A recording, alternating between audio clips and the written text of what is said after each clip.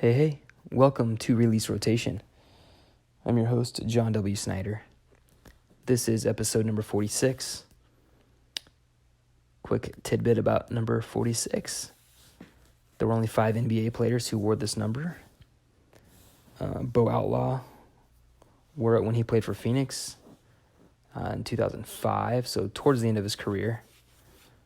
I don't know a lot about Bo Outlaw. I know that he played for Houston. He's from Texas. And then I was reading a little bit more about him. And his, I think his senior year of high school, his team, led by him, I'm guessing, went 38-1, and their one loss was in the state championship game. That's brutal. But you move on, I guess. But this one's for Bo Outlaw. Game 3 was tonight in the Western Conference Finals, and in Oakland, and the Golden State Warriors showed up, and Houston apparently stayed in Houston. Holy cow. That was a butt kicking. I mean, the other 2 games were blowouts for the most part. I mean, for a conference final series, I'd say they were blowouts, but this was 31 points. I mean, and Steph Curry showed up. The other 2 games, he didn't play very well. I think he hit 1-3 in each of those games. Tonight he hit 5. He went 5 for 12 tonight. So I think that ups his 3-point totals to 7 for 28. So still 25%. But he had like 35 points. KD at 25. Harden. Chris Paul still can't play defense. It's just funny that a lot of people thought that Houston was going to have a chance when those 2 guys don't play defense. And then it showed tonight for sure.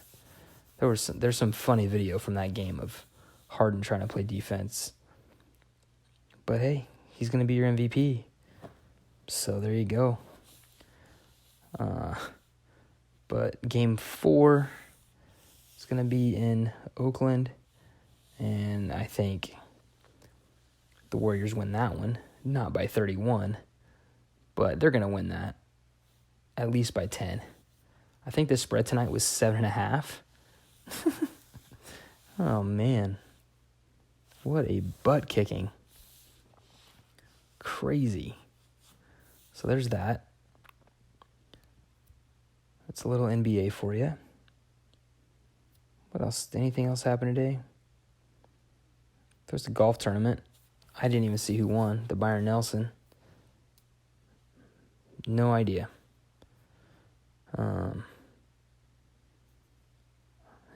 That's really it as far as sports go. A little bit about me. I appreciate you all listening, you 4 listeners. I appreciate that, whoever you are. At least 4 listeners on Anchor. That's what's so weird about using Anchor is you can't really, I don't know my official stats, but I know on Anchor, each of these podcasts gets like 5 listens.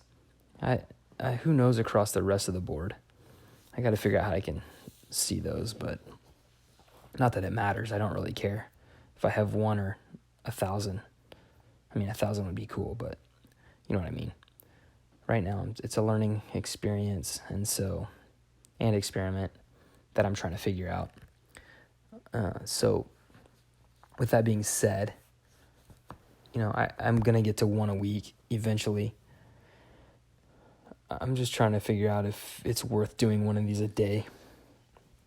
I wanted to do 1 a day just to see if I could do it and just pump some stuff out. But I think I should have just said 1 a week, and then if I got some extras in there, then great. But 1 a week seems like the perfect number. And I was just thinking about my life and my experiences and what I want to do with this, and the creative part of me. I want to do something. I don't want to work, where I'm working for the rest of my life. I want to work for myself eventually. and I've got a long ways to go. I'm 38. It's a marathon, so I'll get there. But one thing I do want to do with this podcast, and what I want to do with, I don't know, maybe an idea I have, is promoting my friends who have started things and are doing things, and just to hear their stories. Because I was thinking about what some of my friends do, and they've got really cool stories with really cool backstories. One of my good friends who lives in Oklahoma City started Fieldhouse Media, where he goes around the country teaching, social media etiquette, I guess is the briefest way to say it, to college and high school students mainly. And he's got a cool story. He also worked in a morgue when we were in college, so there's some fun stories there that we could get out of him, I'm sure. And so I want to do interviews like that. And so that's where I'm hoping this podcast goes, where I can,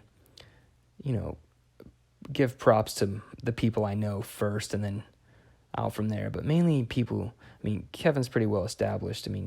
He's doing great and amazing work with social media and students. So check out Fieldhouse Media or at Kevin DeShazo on Twitter. But I'd like to get him on here. There's just some other people. Guy I worked with, his name's Dane.